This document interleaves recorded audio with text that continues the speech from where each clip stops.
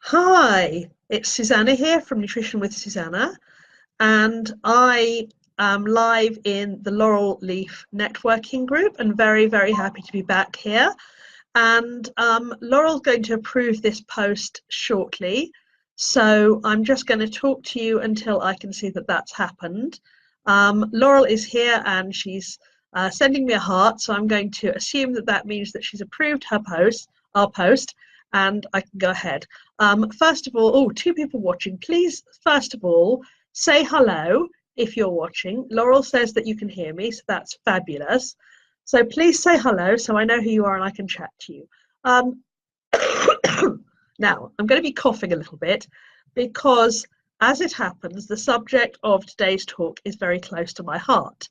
So that's the first thing I want to say, is that I've been suffering from a cold myself. So when I was planning this talk, I asked people, what would you like me to talk about? Because these are the things that have been going on in my life. And they said, yes, please, we'd like you to talk about today's subject, which is immunity. And as I say, I've been suffering a bit from the lurgy myself this week. And so it's a very pertinent subject for me. So before I go ahead, I just want to apologise for the picture quality because my camera on my computer isn't that good. Sorry about that. I look like I've got one eye. I'm not a cyclops. I am a person. So let's chat away. Alison's on here. Fantastic. Lovely. Lovely to see you all.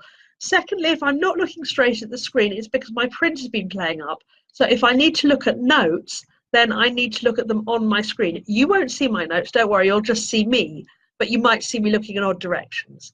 So, what I am going to talk to you about today is what is the immune system? How can we look after our own immune system with food?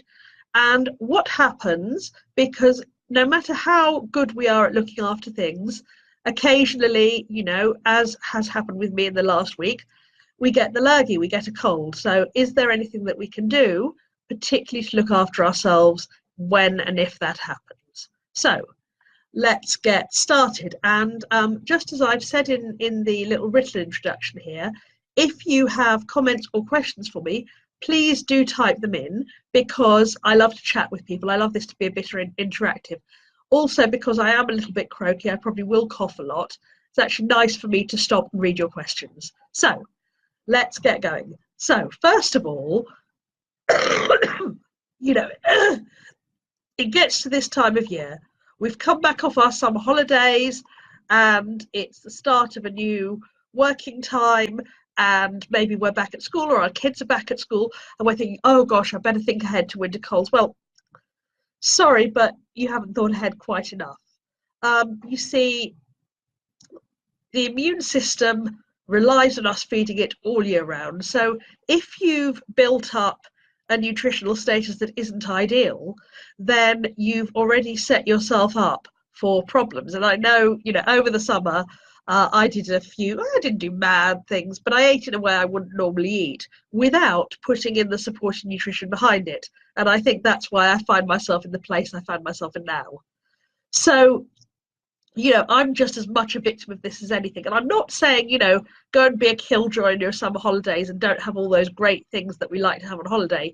Do, but make sure you're eating really nutritiously all the year round as well, so that you're putting that underlying support in place. Okay, however, I still think it's never too late to start. So even if you're only thinking about this now, that's absolutely fine. Don't think, oh, well, the horse has bolted, I might as well just do nothing. No, no, no, no, no. I think it's always good to do something.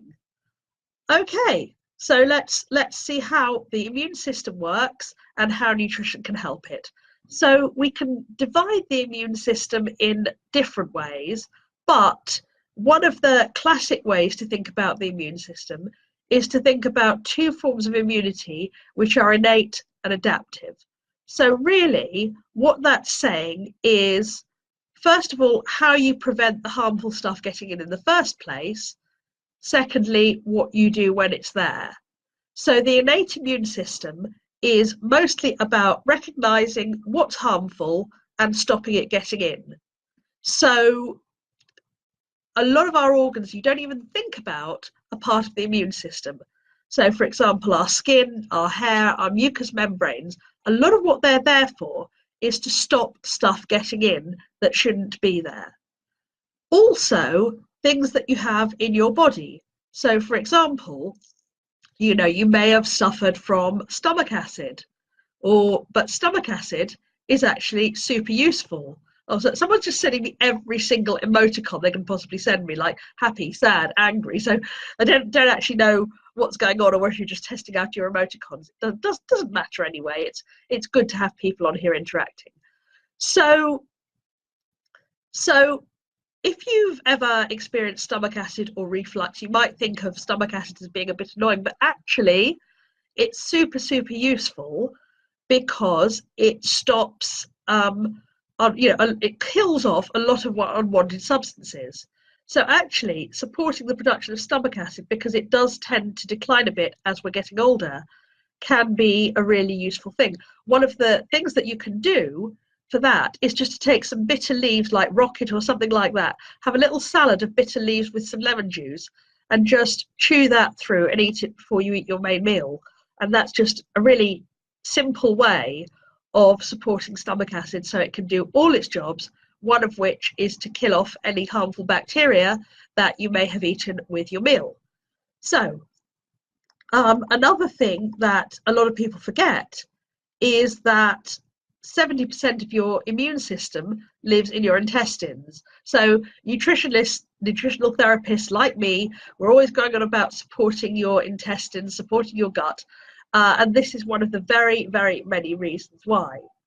So the innate immune system is first line, skin, hair, mucous membranes, you know, like what's in your nose, what's in your mouth, to stop the harmful stuff getting in.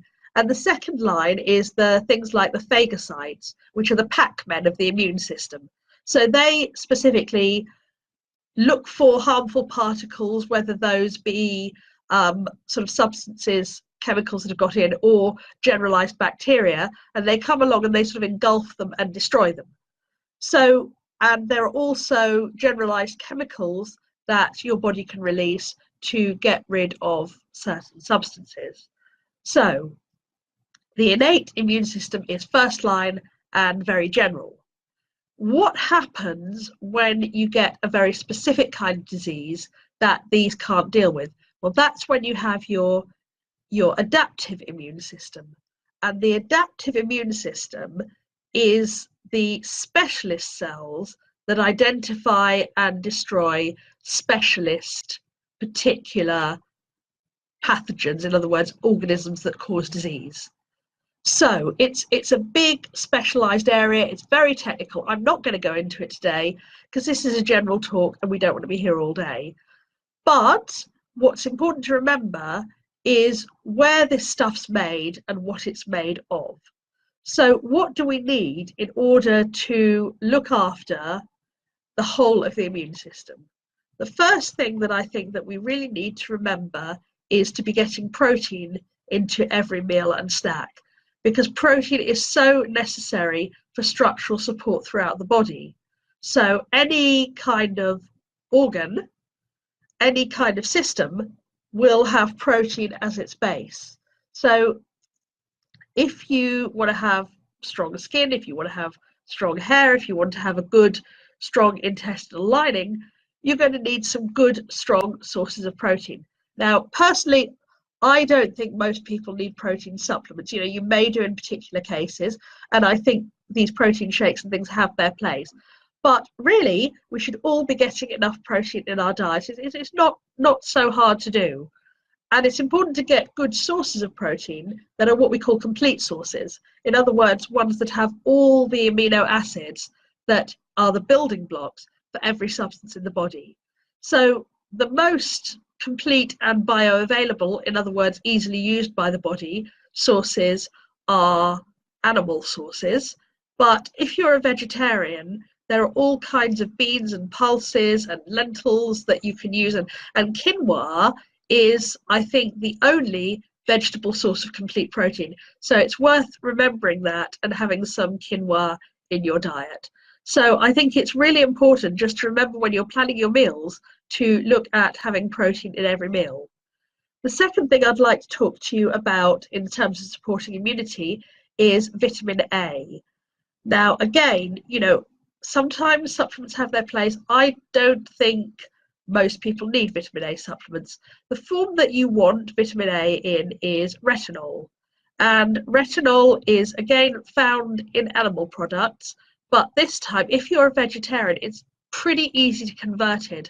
What you're looking for in a vegetarian source is a substance called beta-carotene, which converts into retinol. And where you find beta-carotene is in brightly coloured orange-yellow vegetables. So butternut squash, sweet potato, carrots, orange and yellow peppers. All these kind of things can really help you with your vitamin A. So, and actually, those can be rather better if you're of an age or of a status where you're trying to conceive, because potentially excess vitamin A can be harmful when you're trying to conceive or in early pregnancy. So you really want to be getting it from food sources as much as possible. Okay, so what I like to do in terms of those kind of things is make either a soup with lentils and sweet potatoes or butternut squash. That way I'm getting my protein, I'm getting my beta carotene, and it's hot and warming and delicious and wonderful. And you can find the recipe on my website. So next thing, we've talked protein, we've talked vitamin A. We need to talk vitamin D, particularly in the winter. So vitamin D is absolutely vital to the immune system. It helps us to upregulate the defensive chemicals that are in the mucous membranes that helps destroy stuff when it's coming through. It's also essential for bone health. And why you're thinking, well, why is she banging on about bones when she's talking immunity? Well, the fact is, remember that adaptive immune system. Remember the specialist cells that work to destroy specific diseases, some of which can be quite nasty. Those begin their life in your bone marrow. So if you don't have good bone health, you're not going to be able to support the production of those substances, those cells. So you need to have good, strong bone health. And vitamin D is essential for bone health because it helps you to absorb and use calcium, which is the foundation of your bones. So vitamin D, we know that you can absorb it from sunlight. Generally, there's a bit of debate about this, but generally it's thought that in the northern hemisphere we can't really absorb enough in the winter months to meet our needs. So, and you can get it through animal products again, particularly fatty, full-fat dairy products, but it's quite hard for us to get enough in the winter. So that is the one thing, probably, that if you're going to take a regular supplement, vitamin D is a good one to take. It's really, really easy. You can, what I like particularly is, I won't say brands here, but there's a product, you can look it up later, it's called Lemon Melt. And they're little lemon drops that you just sort of stick in your mouth, and you don't even have to think about them, they just dissolve. Another one I like is a liquid vitamin D, so you just stick a couple of drops in your water when you're having a glass of water. So it's easy, you don't have to swallow anything, you don't have to worry about anything. It's such an easy one to do, and it's so beneficial. So almost why wouldn't you? It's also a hard one to overdose on unless you're taking a cocktail of vitamins, which is not something I recommend. But very often I'll see a client and they'll be taking this one and this one and this one, because they've got this product for this product for this, and they may inadvertently be taking a bit too much of something. Normally it's vitamin C, and I'll talk about vitamin C later, but excess vitamin D is a problem. It's quite hard to do it. I heard a story once about somebody who phoned up the supplement company and said, oh my gosh, what am I going to do? My baby's just eaten all my vitamin D tablets, because they had these little lemon melts and they're sweet-ish and they're tasty, and the kids just thought they were sweets and ate them all up. Well, you don't want to do that, certainly on a regular basis. I've heard of people getting kidney damage from taking really huge doses of vitamin D. So please don't go there. But if you take 11 ml a day, it's really not going to harm you. Okay, so it's quite hard to overdose on them. So that's another reason I like them, because they're quite safe things to do. So that's vitamin D in a nutshell. Next thing, omega-3. So omega-3 is what we call an essential fatty acid, which both means that it's essential for our function and that we can't make it ourselves. So we have to eat it. And omega-3, what they're needed for in terms of the immune system, and indeed in terms of everything, is cell communication and signaling. What they do is that they form part of the cell membrane, which is the thing that surrounds your cell, and they determine what signals get in and get out. And if you don't have enough omega-3 in your cell membrane, then it could be that the signal is disrupted and not as efficient as it should be. So in order to get your defense cells where they need to be, when they need to be there, you need to have good signaling and communication. So hence omega-3. Now, everyone knows, or a lot of people should know by now, and certainly if you've been listening to me, you will know that the sort of easiest source of omega-3 comes from oily fish. So, you know, a lot of people like salmon. Some people are a bit wary of salmon because of the levels of mercury and digoxins in the salmon. So we say people of childbearing age probably shouldn't have it more than a couple of times a week. But you don't have to do salmon. And what I've really noticed about salmon is that the price is really coming up, which sort of makes it a little bit less available to people. So, you know, actually what could be great at this time of year, you know, I always remember when I was a teenager, absolutely loving it, is sardines. And they're much more economical and, you know, very, very easy to get hold of. You can do them in a pate if you don't like them by themselves. You can put them on wholemeal toast, which is, you know, a great snack or a light meal. They're really great things. You know, I think just talking about sardines, I'm getting a bit excited, and I'm thinking, okay, I'm going to think of some really creative things to do with sardines, and maybe just put some notes out there, because I just think they're so undervalued, and it's a shame. You know, of course, if you're going to Greece or something, you can get lovely fresh sardines. I found in this country the fresh ones can be a bit disappointing. So eating your 2 to 4 portions of oily fish per week. Again, if you're a vegetarian, you can use things like linseeds and flax seeds. Sometimes it's hard to get enough, and the conversion from the form that they're in when you eat them to the form in which they can be used by the body as a vegetarian can be a little bit problematic. So if you're a vegetarian, there are some quite reasonable vegan supplements coming out now, and it might be worth looking into those if you think that's an area where you need help. So next thing, this is going to be my last food thing for general immunity, and it's probiotics, which is friendly bacteria. Now, as we said earlier, around 70% of the immune system lives in your intestines. So it really makes sense that if you're going to have a healthy immune system, you're going to have, you need healthy intestines. Now, what's interesting is there was a study that came out.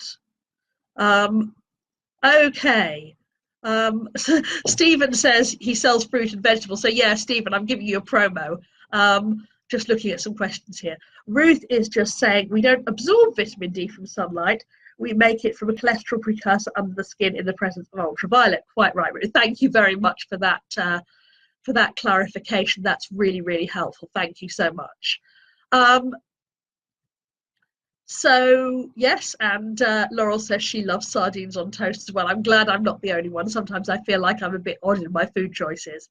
So it's really nice that someone else likes what I like too.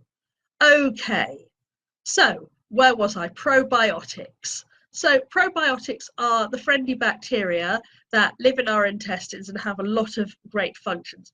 I wanted to talk about this because there was a thing out last week, I think in the Daily Mail, that said that there was a study that said, oh my gosh, probiotics are useless. Why is anyone taking them? You know, it's just a thing by the supplement companies to make money. yes and no. So first of all, and they said, oh yeah, and probiotics don't even live in the gut. Well, we knew that already, folks. Probiotics do not colonize your gut. So if you think you're taking lots of friendly bacteria and they're all going to move in and have a house party, it ain't happening. What they do is they kind of signal to other bacteria as they pass through the gut, and they help your own friendly bacteria to exactly. Ruth obviously studied this a great deal, saying a substrate for gut bacteria. So in other words, they allow beneficial gut bacteria to proliferate. They don't sit there and live there themselves. So when the study says that, it's not teaching us anything we don't already know. The study was quite a small study, and it was carried out on healthy volunteers. So if you're already healthy, then why, if you don't have a problem you're addressing, then I'm not quite sure what benefit you would expect to see from taking a probiotic. So in that sense, yes, if you're just putting something very general in and you don't know what's going on, then, yes, you wouldn't necessarily see a benefit. So people who are just kind of, putting in Lactobacillus casei just because, I'm not necessarily sure it's the best way of doing it. And I'd always do things through food anyway. And there are plenty of foods that you can use, which I'll talk about in a moment, to support your gut bacteria. On the other hand, if you have a specific issue, then you may want to look at a specific strain of probiotic, because certain strains have been tested with certain conditions and been shown to be beneficial. So that's when a probiotic supplement may be a thing that you want to look at. In the meantime, I always think food first, because you have to eat, and you may as well eat something that's going to do you a favour, and you may as well eat something delicious as well at the same time. So there are lots of foods that have probiotic qualities. So, for example, natural yogurts and fermented foods, things like sauerkraut and kimchi and things like that. It's horses for courses, really. You may not like dairy, or you may be allergic to it, so you may prefer to make a sauerkraut. I personally don't like sauerkraut, but I do like miso soup. That can have probiotic qualities.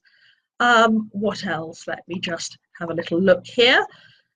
So things like kefir, which you can now buy in bottles in the supermarket. You can get kind of precious about these things and say, oh, well, I wouldn't buy a supermarket brand because they're not very high strength, or they're not very pure, or they're not very whatever.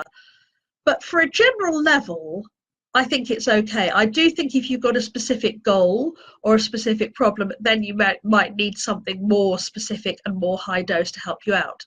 And don't forget, by the way, prebiotics. So prebiotics are the substrates that friendly bacteria feed on, and they will help the correct bacteria balance to thrive in your intestines.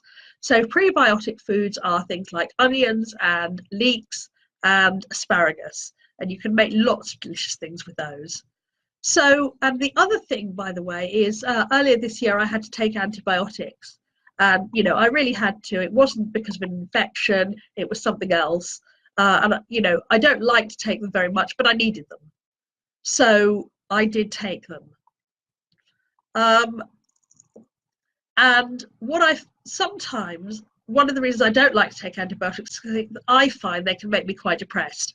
And, my GP yelled at me about me for saying this and said, they don't make you depressed, it's the illness that's making you depressed. Well, actually, the thing is, we know a lot more now about the way that the intestines and the brain communicate, and probiotics could potentially make a sensitive person feel quite low. Sorry, antibiotics.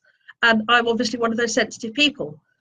What I found this time when I was taking the antibiotics is that I straight away went to the chemist, got my antibiotics, and got a specific probiotic for antibiotic use as well. So you may think, and there was a school of thought that said, while you're taking antibiotics, there's no point in taking probiotics because the antibiotic will just kill everything off. and you know that there's absolutely no point.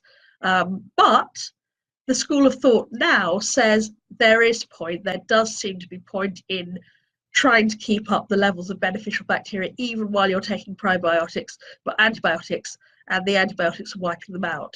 So what you do when you go to the chemist, you get your antibiotics if you need them, is you get a particular probiotic that is specifically recommended for antibiotic use, and you use it alongside your antibiotic and a little bit afterwards. It gives you instructions of how to do it.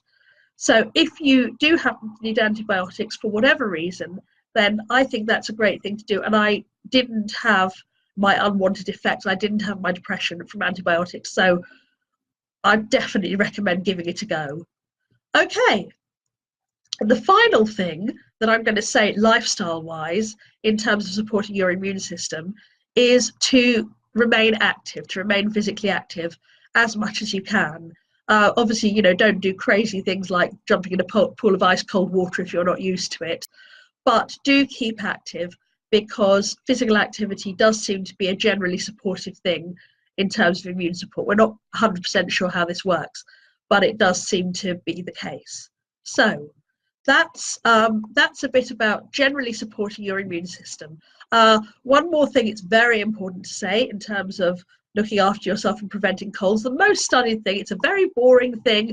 I'm not going to give you, you know, some great nutritional pearl of wisdom now. I'm going to tell you something you already know, but I'm going to remind you of it, is wash your hands. Keep washing your hands with soap, because that does seem to be the most studied thing in terms of illness prevention in the winter.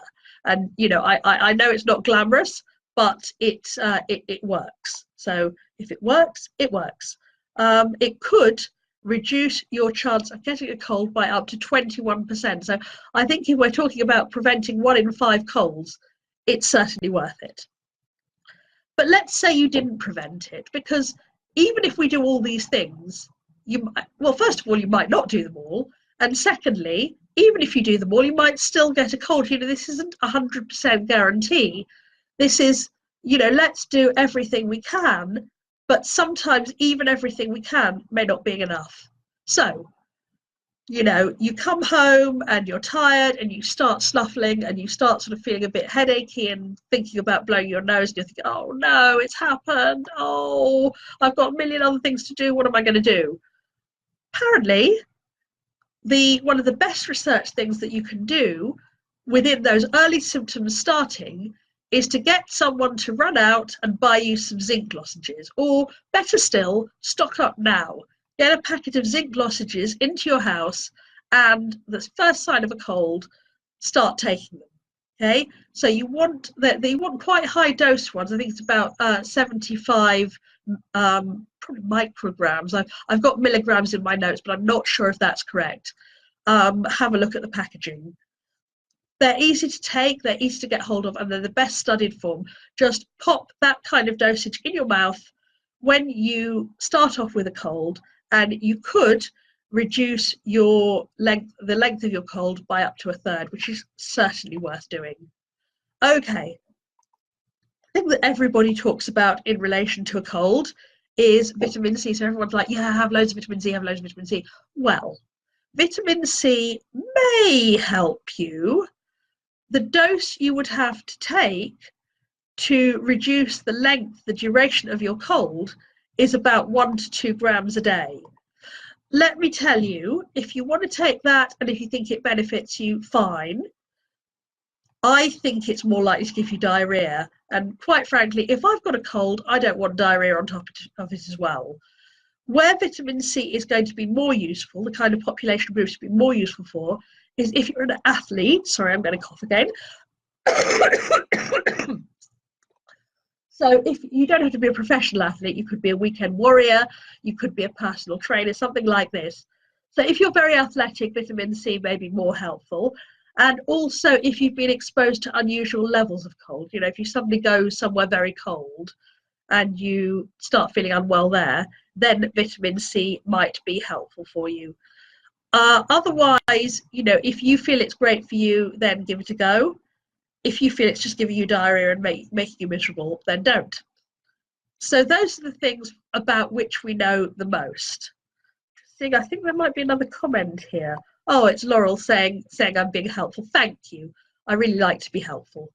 So, other things which people take, but here the research isn't good or it's inconclusive. So I would say, if you feel like giving them a go, fantastic, or if you swear by them, fantastic. But if it's not something you like and you're thinking, oh, I should try it because so and so says so, really, I wouldn't get hung up about it because they're not well researched. So one of the preventative things that's quite interesting is gargling, just gargling with some water or some salt water. So you just have to take like 20 mils of water, which isn't very much, gargle with it for 15 seconds 3 times a day, and it might help 1 in 10 people prevent colds. So you decide whether gargling is going to be something that you want to do and something you think might be helpful. I think it's one of those things, it's not going to do you any harm. And if it does help you, it doesn't cost you anything. It's a little bit inconvenient to find time to gargle 3 times a day. But in terms of what you could do, it's a nice, easy one, and it might just help. Honey. People swear by lemon and honey for colds, and I really like it just because I find it soothing. I'm as you know, I'm not very keen on sugar, but I do find that it does improve when I'm coughing or when I'm feeling really sort of throaty. I find it soothing. And actually, one of the problems I have when I have a cold is that I can't sleep. And if it helps me to sleep a bit better, then I'm all for just having a bit to get you through. The thing that people talk about all the time is echinacea.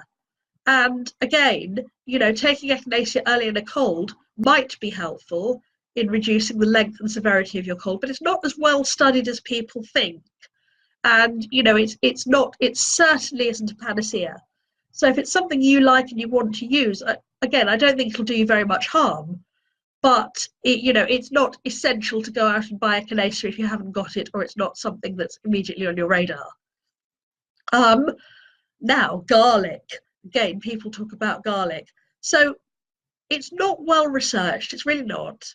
And the supplement dose you have to take is 180 milligrams. So it's quite a high dose. I've never taken those capsules before.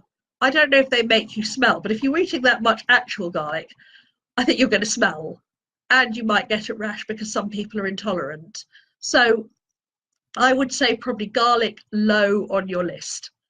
Okay, so those are some of the things that you can do if you get a cold.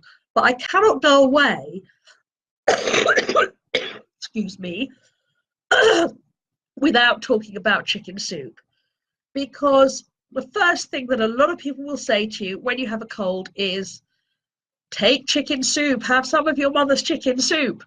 And I think chicken soup's amazing, actually. But you know what? I did have a look into this, and I couldn't find a single study of chicken soup. How can they not study chicken soup for colds, right? Really? So then I had to look at the other way. Okay, if I can't prove to you that chicken soup is good for you, then what are the mechanisms by which it might be helpful? Why is it that so many people swear by it? And as I say, there isn't evidence. There isn't anything except anecdotal evidence. There is no study of chicken soup. So why might it be good? Why is it that so many people think it's the best thing since sliced bread?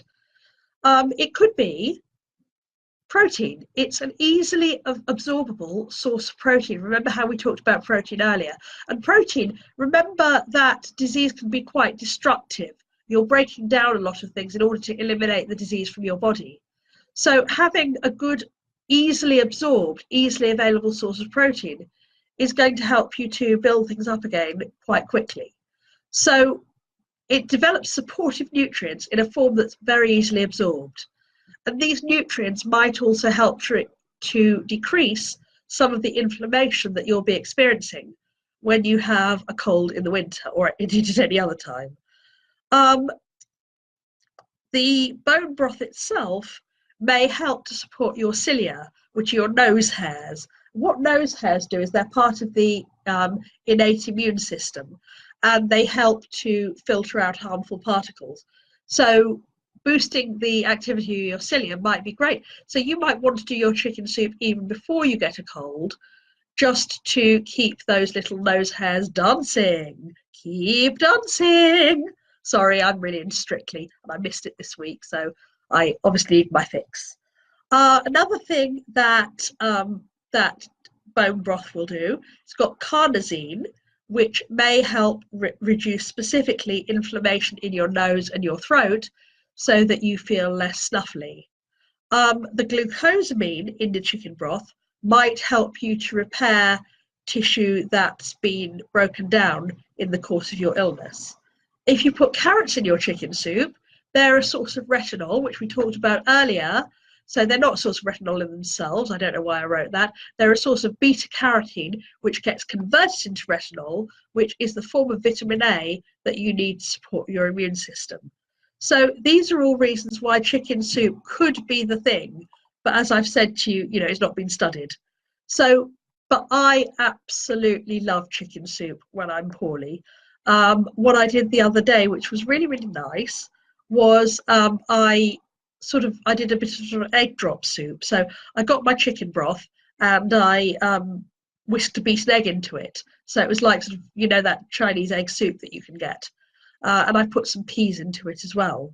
So you can, of course, the absolute gold standard thing is to make your own chicken soup. But I totally get that not everyone can do that. And if you're feeling a bit poorly, then, the last thing you want to be doing is sort of going out and buying bones and making a chicken soup. So I think, if you can't make your own, then the next best thing is to go and buy a chicken broth. From, some of the delis do it frozen, a lot of the good supermarkets do it. What I wouldn't do is buy a cube. The cubes, are mostly sort of flavorings and salt and so on. They're not a great source of the nutrients that could potentially be beneficial in chicken soup. I would just do that little bit extra and invest in some quality chicken broth. But making your own, I really think it would be great to make your own. In a way, it doesn't cost you anything because you've already bought the chicken, right? So if you don't know what to do, take leftover chicken bones, put them in a pot with some water, lots of water, and you can put some herbs in as well. You can make a bouquet garni of parsley and bay leaves, and put in some onions and some carrot. Bring it to the boil. There might be some scum that comes to the top. That's just albumin. It's just a form of protein. But you take it off. You turn the heat down and you let it simmer. You can let it simmer for absolutely hours.